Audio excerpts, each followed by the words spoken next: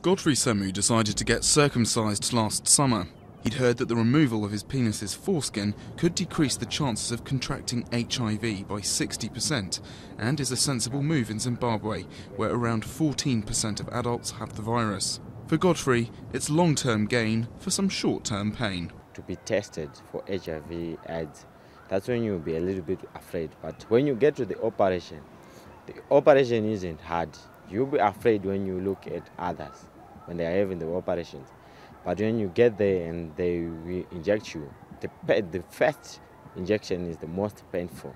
Some of his friends, however, haven't been convinced that the procedure is worth it.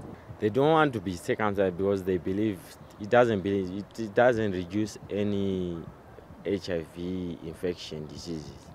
That's why they never wanted to be circumcised, and they are afraid it's painful. Zimbabwean health authorities have been keen to push the message that circumcision does boost protection against HIV and AIDS in one of sub-Saharan Africa's worst affected countries. Male circumcision does work. It has been proven in several countries that it actually works to improve men's hygiene, but most importantly also to prevent or to reduce the risk of HIV acquisition by men.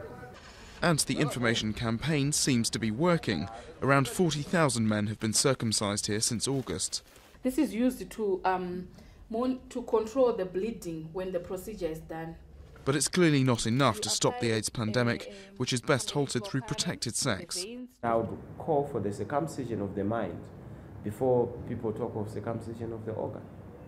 Indeed, despite having the operation, Godfrey doesn't feel like taking any chances. I am not sure if I'm safe, and I will always try to use condoms, like always.